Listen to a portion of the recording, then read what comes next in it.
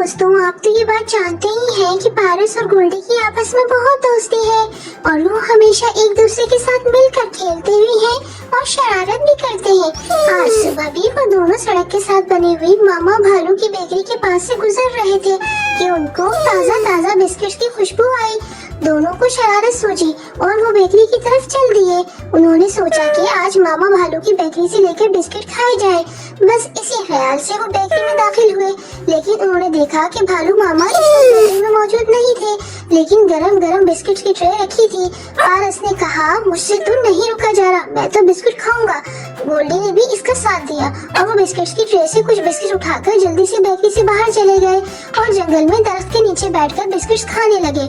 इधर जब भालू मामा बेकरी में वापस आए तो वो ये देखकर परेशान हो गए कि उनकी इतनी मेहनत से बने हुए बिस्किट्स की ट्रे से बिस्किट्स गायब है और ट्रे से बाहर बिखरे हुए हैं, जैसे कोई जल्दी में लेकर भागो। उन्होंने सोचा कि ऐसा किसने किया होगा। फिर उन्होंने एक नोट लिखकर दरख्त पर लगा दिया कि जो सच बोलेगा उसे कुछ नहीं कहा जाएगा बल्कि माफ कर दिया जाएगा। उधर पारस और गोल्डी को भी एहसास हुआ कि उन्हें भालू मामा से पूछे बगैर बिस्किट्स नहीं खाने चाहिए थे और वो नादिम हो गए और उन्होंने सोचा कि वो मामा से सच बोलकर माफी मांगेंगे और बिस्किट्स उन्हें वापस कर देंगे। लेकिन बिस्किट्स खरीदने के लिए पैसे नहीं थे, तो वो खालू बंदर के पास गए और उनसे कहा कि हमें बिस्किट्स खरीदने हैं, इसके लिए हमें काम करना है ताकि पैसे मिले। खालू बंदर ने कहा, मुझे अपना घर फूलों से सजाना है, इसके लिए तुम दोनों फूलों का इंतजाम कर दो तो मैं तुम्हें इस काम के मुनासिब पैसे दूंगा। पारस और गोल्डी खुशी खुशी खालू बंदर की मदद करने लगे और काम की तकमील पर वो दोनों पैसे लेके भालू मामा के पास गए और उनसे कहा कि हम शर्मिंदा हैं और सच बोल रहे हैं कि आइंदा ऐसी हरकत नहीं करेंगे और उन्हें बिस्किट्स वापस कर दिए।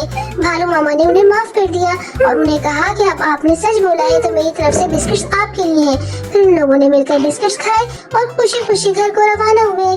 देखा दोस्तों, हमने सीखा कि किसी की चीज को बगैर जल्द नहीं उठाना चाहिए और सच बोलने से इज्जत बढ़ती है। अगर आपको गोल्डी पारस की मजीद कहानियाँ देखनी है तो मेरे चैनल को सब्सक्राइब कीजिए ताकि मैं, गोल्डी और पारस आपसे मिलते रहे।